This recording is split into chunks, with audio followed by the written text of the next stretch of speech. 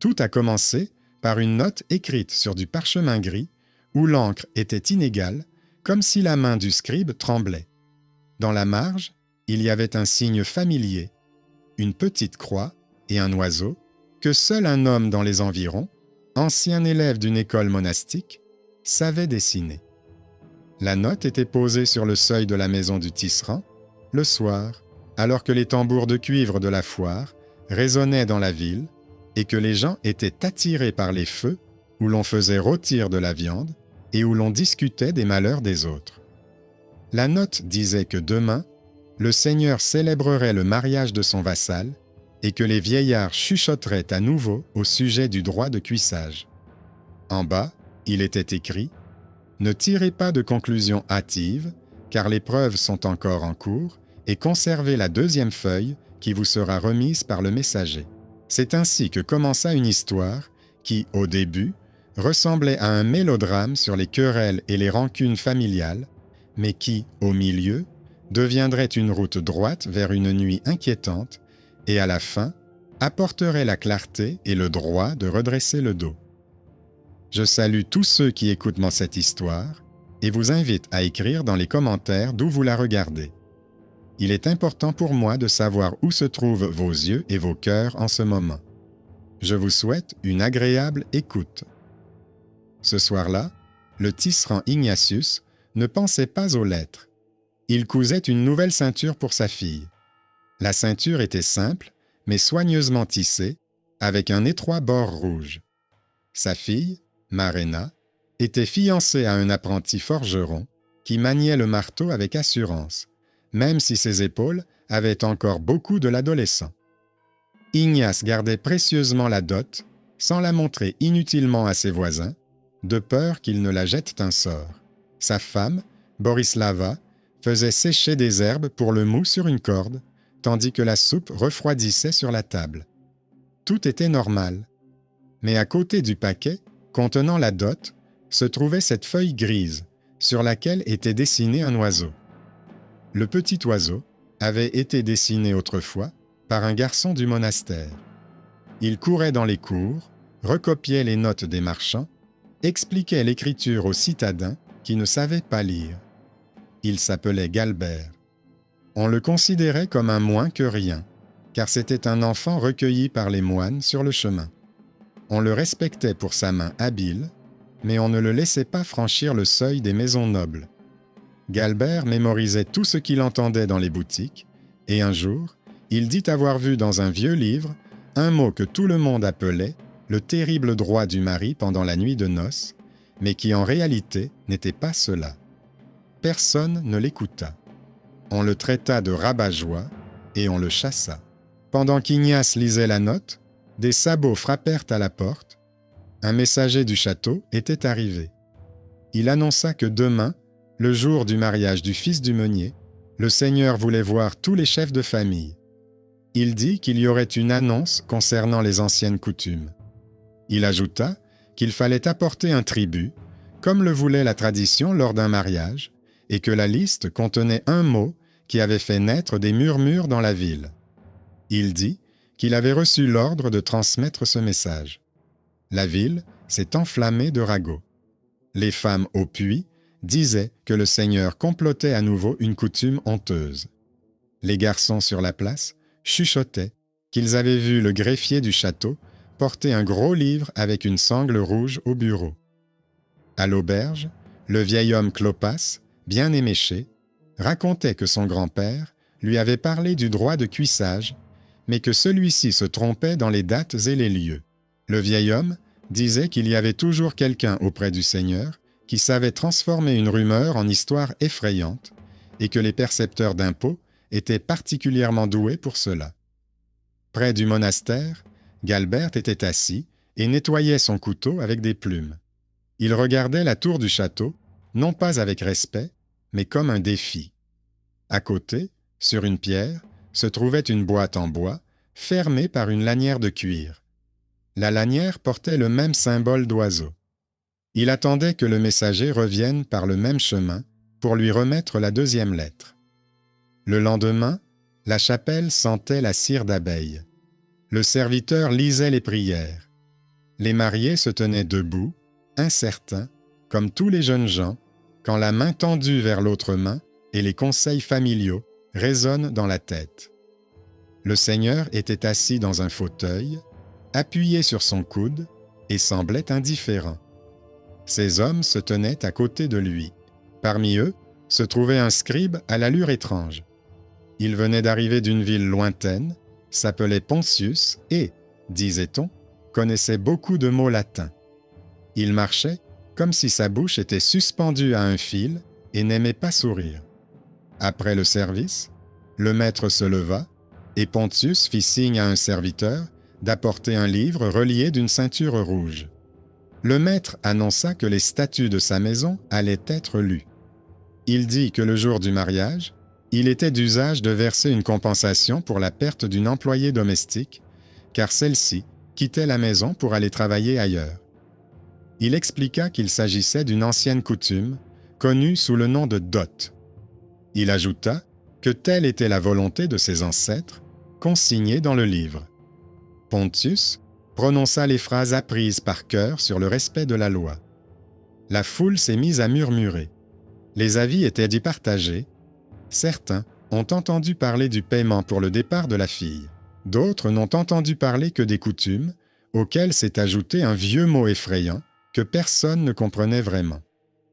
Quelqu'un a dit que le monsieur avait éludé le plus important, car dans la pratique, c'était toujours pire. Quelqu'un a dit que ce livre contenait sûrement une ligne sur le droit de la première nuit, et que ce n'était pas pour rien que le scribe avait posé ses doigts à cet endroit précis. À ce moment-là, une femme vêtue d'un manteau sombre entra dans la chapelle. Elle ne retira pas sa capuche. Elle posa sur le sol en pierre une boîte avec une sangle en cuir et un symbole en forme d'oiseau. Elle dit sans insister que cette boîte contenait ce qui permettait de ne pas qualifier la coutume de honteuse. Elle dit qu'il s'agit de lettres et de copies de chartes provenant des archives du monastère, écrites de la main d'un scribe célèbre. Elle dit que le monsieur aura des ennuis s'il les brûle. Sa voix n'était pas forte, mais le mouvement de la foule changea. C'était la première bienfaitrice inattendue, une femme étrangère, disposant de ressources, prête à intervenir. On apprendra plus tard qu'il s'agissait de la veuve d'un marchand, qui avait eu les moyens de soudoyer le vieux gardien du scriptorium et d'obtenir des copies. On la considérait comme une étrangère, car elle était arrivée récemment et parlait avec un léger accent. Elle n'avait pas agi ainsi pour la gloire, mais parce que sa fille s'était déjà mariée dans une autre ville où la taxe sur le mariage avait été acceptée sans scandale, mais la rumeur de la honte les avait rattrapés et avait gâché leur vie. Elle était venue réparer non pas sa maison, mais sa parole. Pendant que le monsieur et Pontius chuchotaient, la foule remarqua Galbert. Il avait dans sa manche une fine règle qui lui restait de l'école. Il ne levait pas les yeux. Il regardait les lettres sur la tranche du livre du château. Il remarqua qu'il manquait un morceau du coin en cuir. Ce genre de bord fragile se trouve sur les reliures qui ont été ouvertes plusieurs fois au même endroit. Il rêvait de toucher la feuille pour comprendre où se trouvait l'habitude du scribe. Il n'espérait pas qu'on le laisserait faire. Mais soudain, Pontius demanda qui avait mis la coche sur la boîte. La veuve répondit que c'était la main de l'un des meilleurs copistes locaux. Pontius sourit et dit que les copistes locaux étaient sauvés. La foule prit cela comme une insulte et quelqu'un poussa Galbert vers l'avant. C'est ainsi que l'homme du bas se retrouva au centre. Ce fut le retournement d'un talent caché contre le statut. Il prit la première feuille de la boîte et commença à lire à haute voix calmement. Il dit que ce qui était écrit ici concernait le paiement d'une dot qui n'était pas versée au Seigneur pour avoir accès au corps, mais à la maison du Seigneur pour la perte d'une travailleuse dans la ferme et pour le droit de fonder un nouveau foyer. Il utilisa un mot similaire à merchette, mais sans connotation grossière.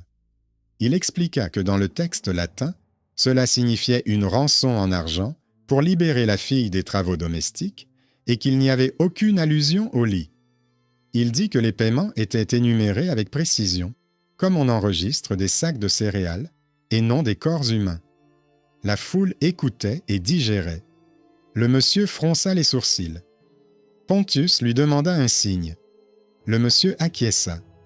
Pontius annonça que les lettres contenues dans la boîte n'avaient aucune valeur car il s'agissait de copies.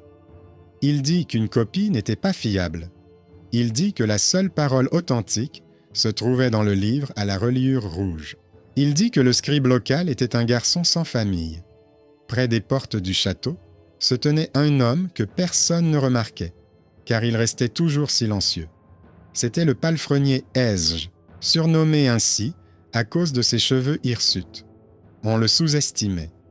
On le considérait comme insensible, car il regardait rarement les gens dans les yeux. Au moment crucial, il s'avérera être celui qui sait où se trouve la page secrète du livre et la vieille peur du maître. Mais pour l'instant, il se taisait et tenait les rênes du cheval du maître. À ce moment-là, 2 vieillards à la longue barbe entrèrent dans la chapelle depuis la cour. Ils apportèrent un coffret en bois et le posèrent à côté de la boîte de la veuve. Ils dirent qu'ils l'avaient trouvé dans la grange en déplaçant des tonneaux en chêne. Dans la boîte se trouvait un morceau d'une vieille reliure portant l'emblème de la maison du maître. Il y avait dessus le nom de son arrière-grand-père, quelques chiffres correspondant à une somme d'argent et une note indiquant que le jour du mariage de la fille du meunier, une attestation avait été délivrée confirmant que la maison était dispensée du travail de séchage du grain pendant 2 mois, car la jeune fille partait dans une nouvelle maison. Il y avait là une allusion à une parenté cachée. Le nom du meunier dans la note correspondait à celui d'un homme que le maître tenait à l'écart, le traitant de bâtard. La foule eut un hoquet de surprise. Mais pour l'instant, personne ne laissa ces conjectures se transformer en accusations. La veuve demanda à Galbert de comparer les écritures. Il sortit une règle et montra que l'inclinaison et la forme des lettres étaient identiques sur les différentes feuilles. Il trouva une petite marque, là où le scribe avait probablement guidé sa plume et trébuché sur la lettre. Il a déclaré qu'il ne s'agissait pas d'une falsification, mais d'une habitude propre à cette main.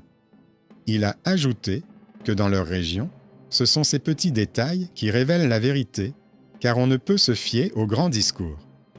Pontius a essayé de fermer le livre, mais il était déjà trop tard. La foule était tendue et silencieuse, comme si elle se tenait au bord d'un précipice et attendait que quelque chose bouge en bas. Et en effet, quelque chose a bougé. La porte de la chapelle s'est ouverte et un messager d'un monastère lointain est apparu dans l'embrasure. Il apportait la 3e feuille. C'était une copie de la charte royale. Elle stipulait que la cour royale abrogeait les abus des anciens des villages qui exigeaient une rémunération en viande et en volaille pour la nuit de noces dans leur maison. Il n'y avait pas un mot sur le droit du Seigneur sur le corps de la jeune mariée.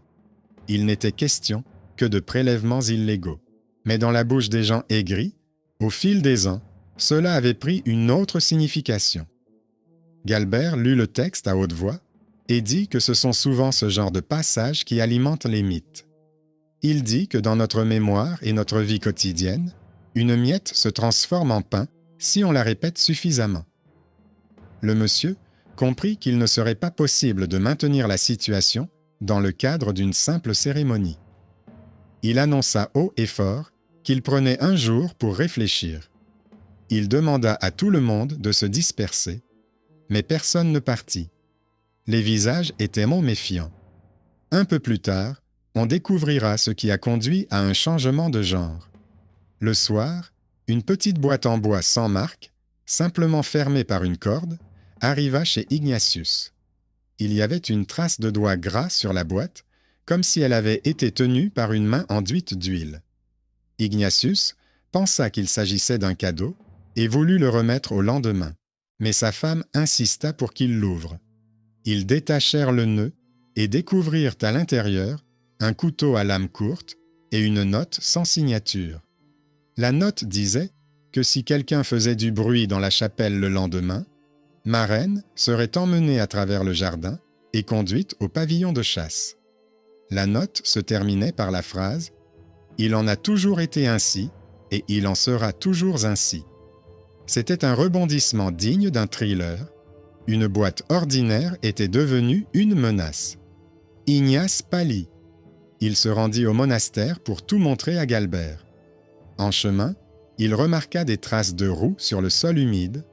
La charrette avait roulé de nuit et les roues s'étaient légèrement enfoncées. Sur la jante, il y avait une trace d'argile séchée que l'on prend près de la rivière pour plus de commodité. C'était généralement le palefrenier qui transportait cette argile. Ignace s'en souvint. Le hérisson transportait effectivement des tonneaux jusqu'à la cabane de chasse dans la forêt. Mais il ne le faisait pas pour son maître, mais pour lui-même. Depuis longtemps, il accumulait dans cette cabane des outils et de vieux documents qu'il trouvait dans les déchets du château. Il se taisait, mais il collectionnait. La nuit passa sans sommeil. Le matin, les gens se rassemblèrent à nouveau près de la chapelle, mais ils ne furent pas accueillis uniquement par le prêtre et le maître. Des hommes armés de gourdins se tenaient à la porte. Ils semblaient désorientés, ne sachant pas s'ils allaient servir de garde ou de garde du corps. La veuve du marchand sortit sur le perron. Elle tenait dans ses mains la boîte contenant les copies. Elle a dit qu'elle était prête à la remettre aux archives du château, à condition que le monsieur confirme publiquement que le droit de cuissage n'avait pas cours dans sa maison et n'y aurait jamais cours. Elle a dit que s'il ne le faisait pas, les copies seraient envoyées dans des villes lointaines. Elle a dit qu'elle savait engager des messagers. À ce moment-là, il se produisit quelque chose qui transforma cette dispute banale en un épisode tendu. Les portes s'ouvrirent brièvement et un cavalier vêtu d'une cape noire se faufila dans l'embrasure. Il a crié qu'on avait trouvé un faisceau de tresses de femmes et un morceau de tissu rouge sur le chemin menant à la cabane de chasse. Il a dit que la cabane avait un aspect étrange. La foule s'est agitée. Ignace a pâli. Marena était à la maison, mais il manquait le ruban rouge dans son sac. Galbert courut le premier. Il dut se frayer un chemin à travers les buissons. Il trébuchait, mais continuait à courir, car il savait que s'il trouvait quelque chose d'horrible, l'histoire tournerait au carnage, et alors, aucune copie ne pourrait plus aider. Hedgehog et plusieurs jeunes garçons le suivaient. Ils arrivèrent à la maison avant les aînés et virent que la porte n'était pas fermée à clé. L'intérieur était vide. Il y avait un parchemin sur la table. Sur l'étagère, un trousseau de vieilles clés. Dans un coin, un sac contenait des morceaux de cuir de reliure. Le parchemin disait que le véritable malheur ne résidait pas dans les livres, mais dans les gens qui voulaient nourrir leur peur. En bas, il y avait une note manuscrite que le hérisson reconnaissait. C'était l'écriture de l'ancien archiviste du château, décédé depuis de nombreuses années. C'était le grand-père biologique du hérisson. C'était donc là le lien caché. Le palefrenier était lié à l'archiviste, et donc aux archives et à la mémoire de la maison. Le hérisson ne s'en vantait jamais, car il considérait sa parenté comme une honte. Sa mère était blanchisseuse et son grand-père était mort pauvre. Mais maintenant, cette information lui était utile. Hérisson ouvrit le coffre et en sortit un mince cahier sur des tablettes de cire. Sur l'une d'elles était gravée une image stylisée de ce même oiseau. En dessous, il y avait une liste de taxes avec une note indiquant que les prélèvements extraordinaires pour la nuit de noces avaient été déclarés illégaux par le tribunal sous le règne de son arrière-grand-père. La date y était inscrite en toutes lettres, l'année où leur région avait connu une grande sécheresse et de nombreuses souffrances. L'inscription ressemblait à une liste économique plutôt qu'à une interdiction physique. Le hérisson la montra à Galbert. Celui-ci comprit que c'était ce qui manquait. Pendant qu'ils examinaient les planchettes, Pontius s'approcha de la maison avec 2 personnes.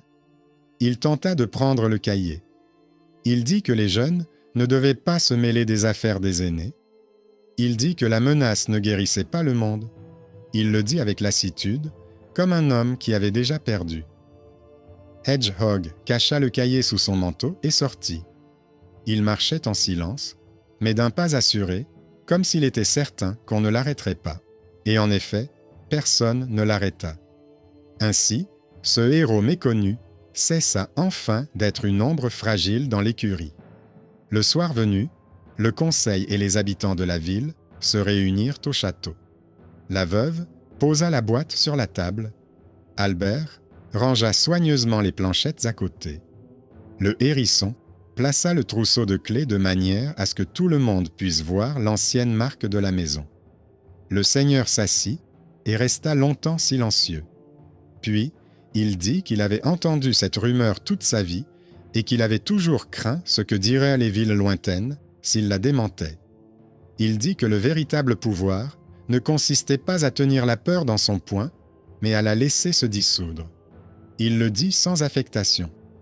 Pontius baissa les yeux. Il comprit que cette défaite ne tuerait pas son art s'il reconnaissait l'évidence.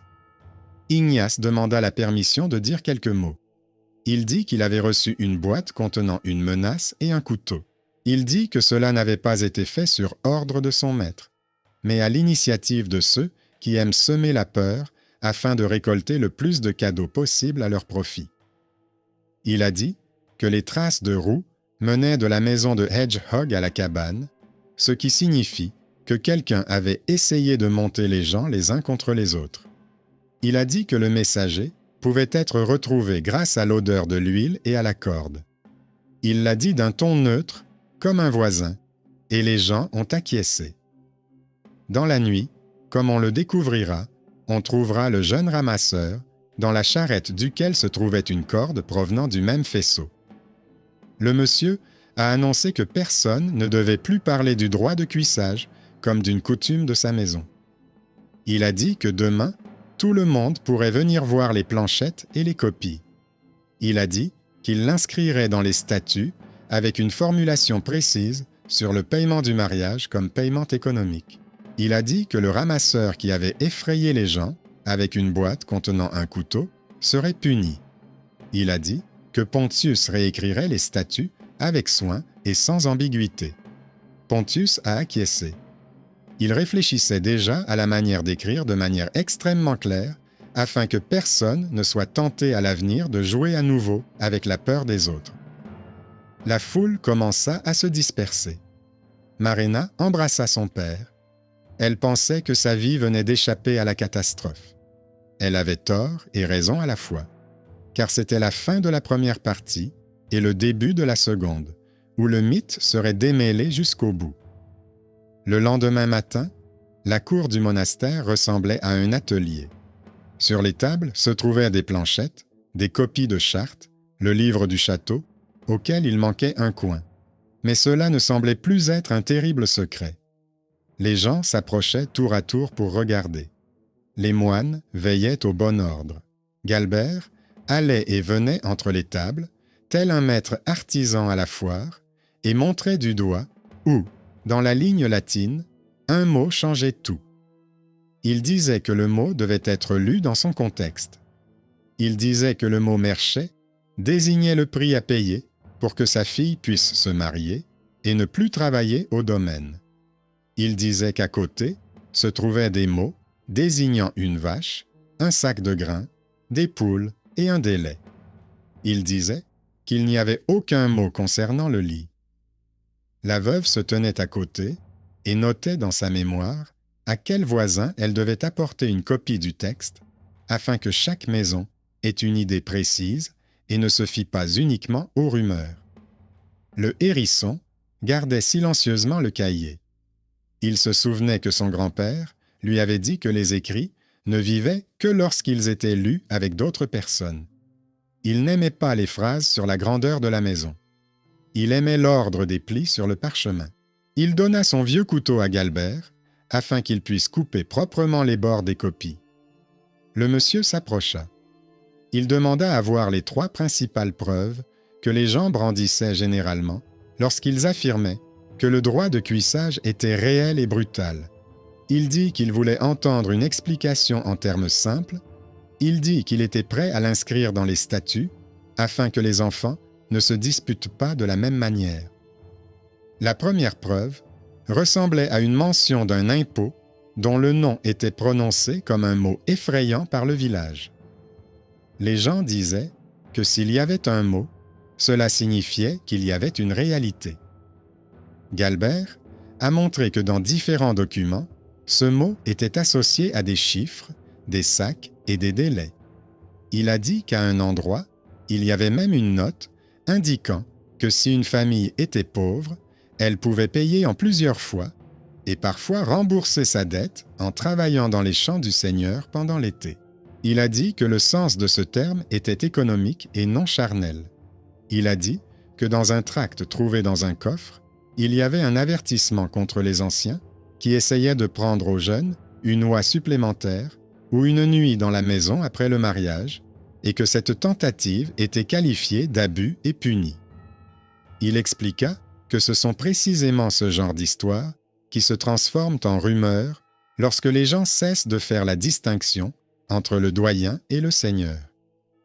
Il dit que la preuve était la même que si quelqu'un voyait le mot « récolte de blé » et décidait que c'était un ordre de voler le pain de la mariée. Après cela, beaucoup acquiescèrent. C'était comme s'ils avaient dénoué un nœud serré dans leur tête. La deuxième preuve était liée aux notes dans la chronique que Pontius avait rapportée d'une ville lointaine. Il y avait là, selon lui, une histoire sur le droit de cuissage chez les tribus du Nord qui aurait été importée dans leur région. La veuve et Galbert ont examiné le texte ensemble. Ils ont vu qu'il ne s'agissait pas de leur terre ni de leur époque. Le texte décrivait une coutume dont l'auteur avait entendu parler par des marchands, et il avait lui-même des doutes, car il signalait des inexactitudes. Il y avait beaucoup d'explications du genre « les gens aiment la peur et les marchands aiment les histoires qui se vendent bien ». Galbert a dit que c'était comme croire, aujourd'hui, un marchand qui crie sur un marché que ses oignons guérissent toutes les maladies. À côté, dans la chronique, il y avait une note où un prêtre condamnait les péchés charnels en général. Les compilateurs en ont fait une étiquette et l'ont accrochée au statut.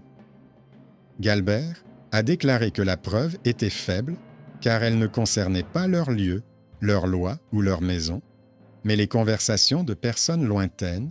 Il a proposé d'ajouter une note explicative afin que les futurs lecteurs puissent immédiatement voir d'où venait le transfert de sens. La troisième preuve était une habitude. Les gens disaient que puisque certaines lettres royales contenaient des mots interdisant les abus pendant la nuit de noces, cela signifiait qu'auparavant, il existait un droit sur le corps. Hedgehog posa délicatement la tablette avec les notes de son arrière-grand-père. Il y était dit que les anciens et les petits serviteurs n'avaient pas le droit de prendre les biens des jeunes mariés ni de leur imposer de passer la nuit chez eux, et que cela était passible d'amende. Il n'y avait pas un mot sur le droit au corps. Pontius rougit, car il comprit qu'il avait lui-même autrefois accepté cette interprétation et l'avait transmise. Galbert expliqua comment cela se passait. Les gens prenaient une formulation stricte, écrivaient à côté un mot populaire, puis le premier disparaissait et le second restait.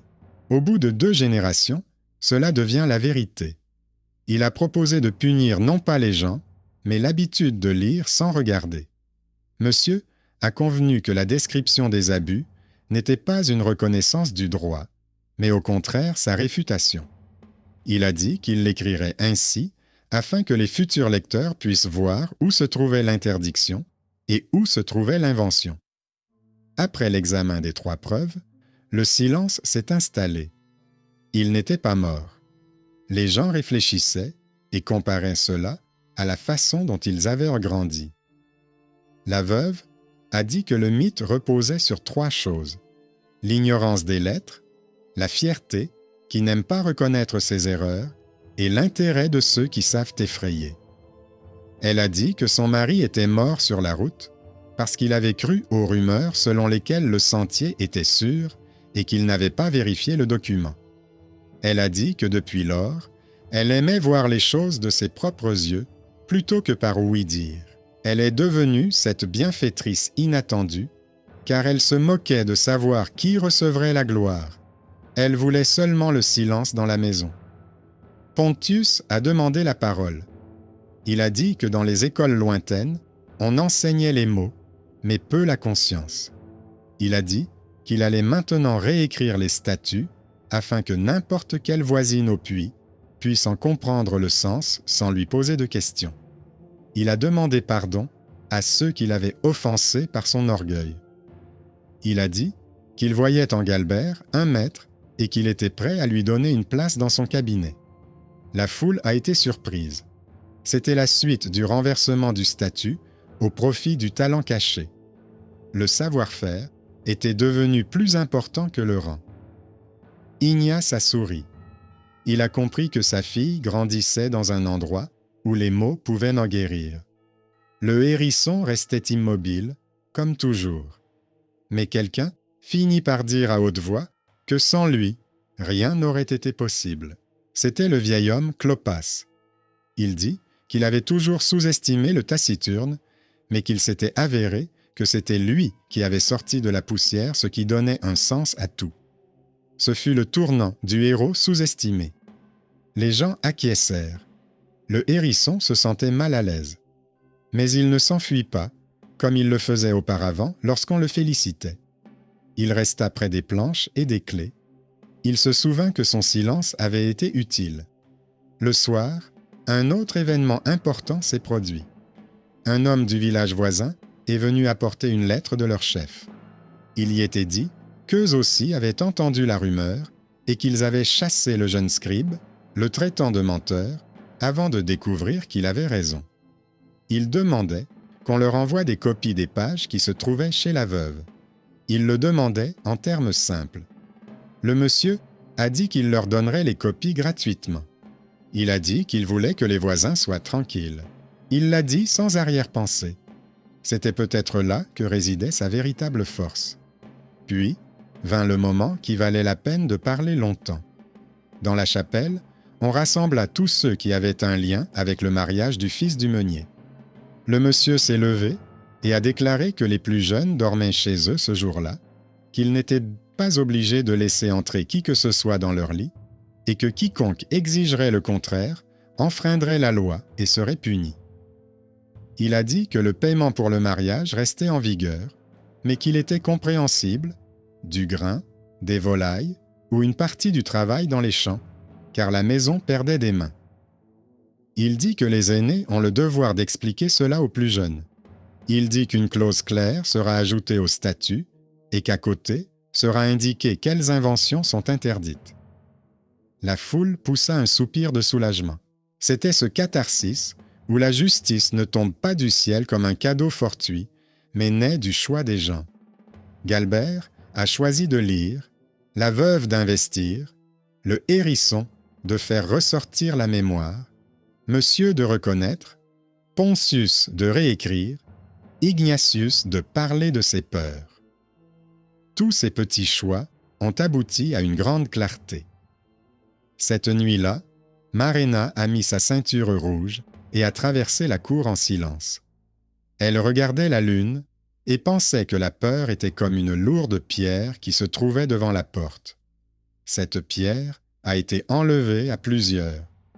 En bas, près de la porte, le hérisson était assis et regardait les étoiles. Il tenait près de lui un trousseau de clés, comme un chien tient son bâton préféré. Il ne pensait pas à la gloire.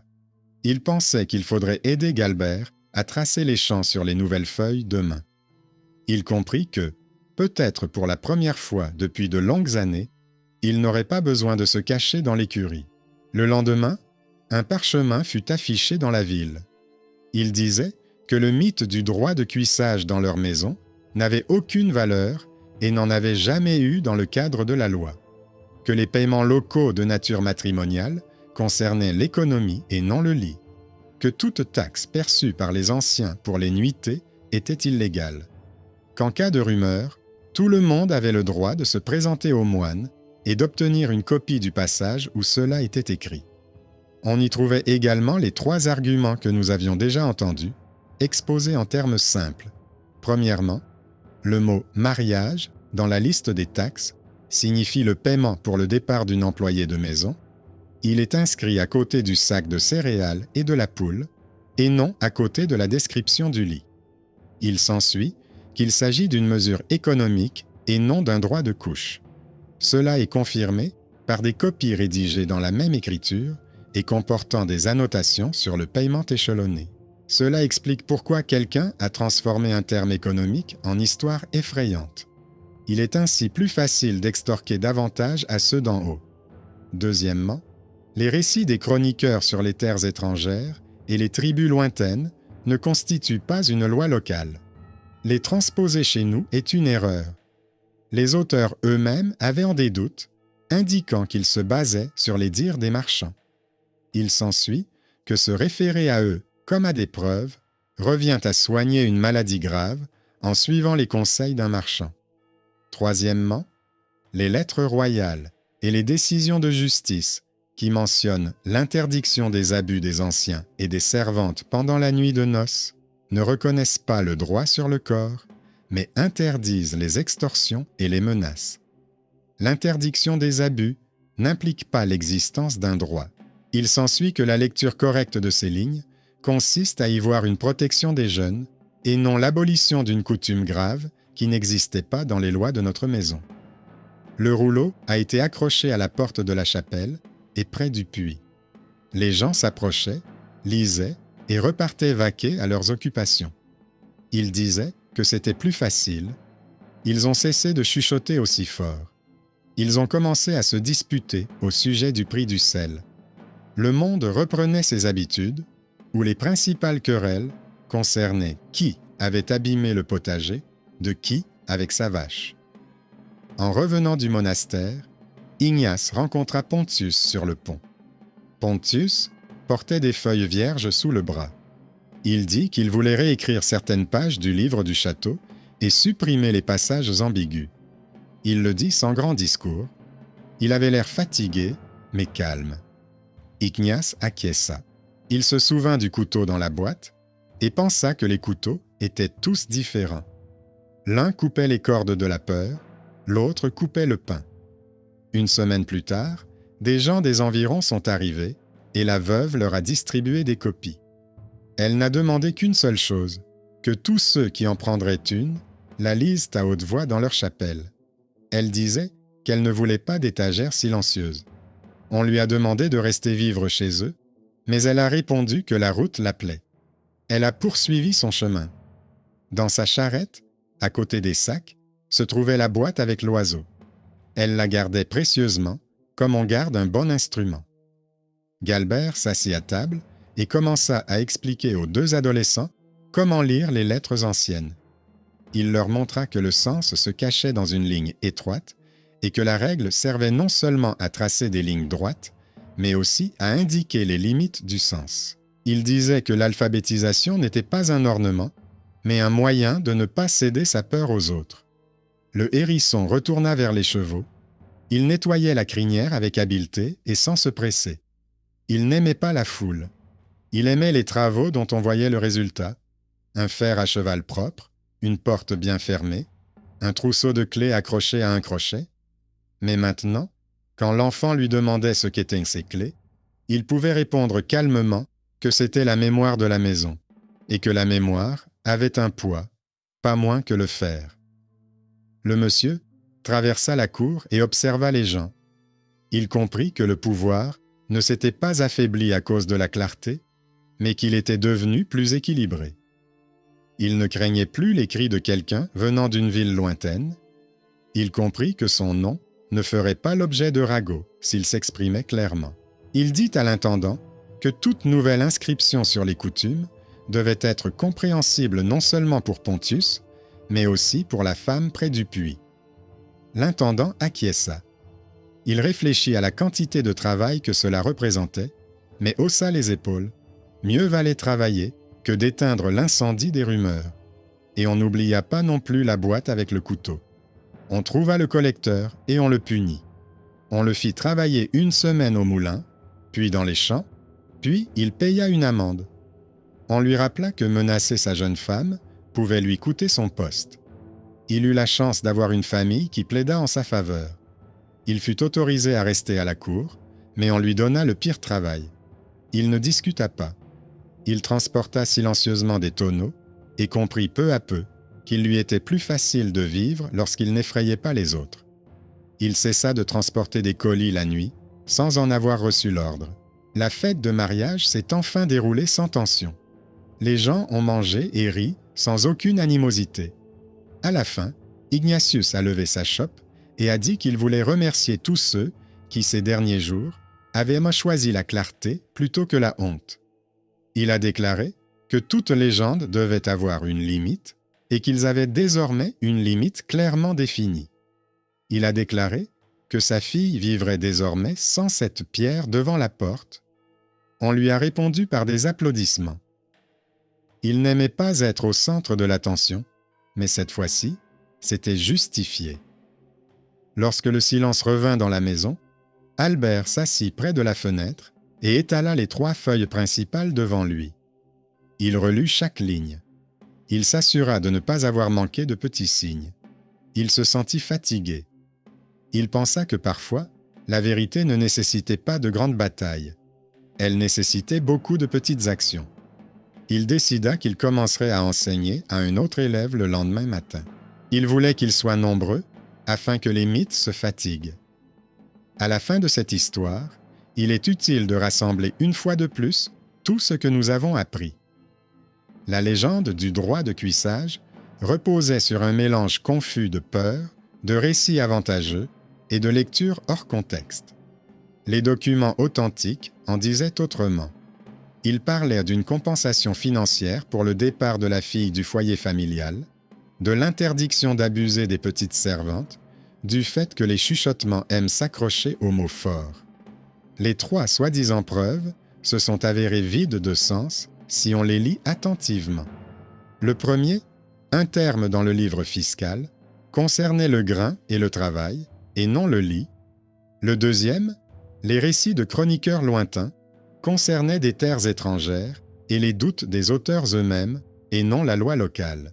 Le troisième, les interdictions royales, concernaient la punition des exactions et des menaces, et non la reconnaissance du droit. Dans chacun de ces cas, les rebondissements inattendus de notre histoire ne sont pas tombés du ciel.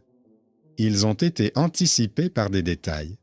Le signe d'un oiseau, un morceau de reliure, la règle d'un scribe, un trousseau de clés, de l'argile sur les roues, la conscience fatiguée de Ponce, la précision silencieuse de Hedgehog, la détermination de la veuve, l'attention d'Ignatius aux traces.